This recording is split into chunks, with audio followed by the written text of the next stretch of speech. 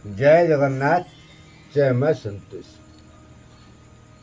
प्रिय दर्शक बंधु, ज्ञान गंगा कार्यक्रम को आपण मानक मोर स्वागत।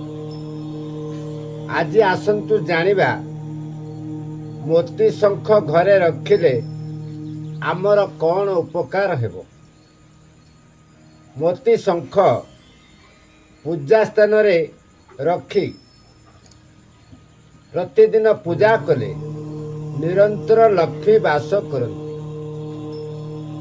बाल्टीए पानी रे मोती शंखरे पानी आनी प्रातः समय रे आपण जदि गाधेबे तेबे आपणकर शरीर पवित्र हवा सहित कांतिमय हेब एवं रोगमुक्त मध्य होई पारिबे।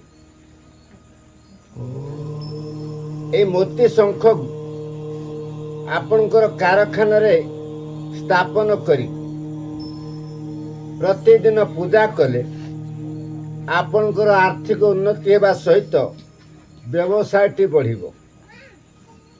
गोटिए मोती शंख पूजा स्थान रे रखी प्रतिदिन ओम श्री ह्रीं श्री महालक्ष्मी नमः 11 थर पढ़ी गोटिए अक्षत चाउल शंख मुखरे देवे। प्रतिदिन भली करिबे। एही प्रयोग द्वारा जन्मा जन्मांतर दारिद्र्य दुख दूर हेब।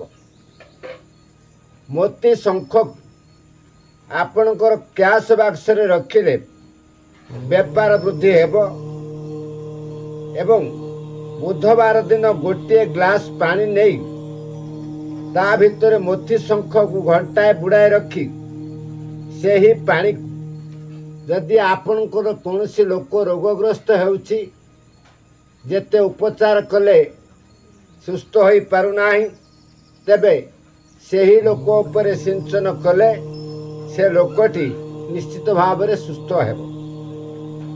मोती शंख चाउल रे पूर्ण करी खंडिया लाल कपड़ा रे बांधी घरे रखिले सेही पुटुलीटी आपणकर घरे थिबा जाए आपणकर स्वतः लक्ष्मी वास करिथांती बा आर्थिक अनंतन दूरे जाए समस्त सुख समृद्धि लाभ। यही हेला आजिर मोती शंख विषय आलोचना। आपण मानकु जदि भिडियोटी भल लगुच आपण माने मते भल पाउथांती तेबे गोटे सब्सक्राइब कर दियंतु और जय जगन्नाथ मध्य लिखि दियंतु। जय जगन्नाथ।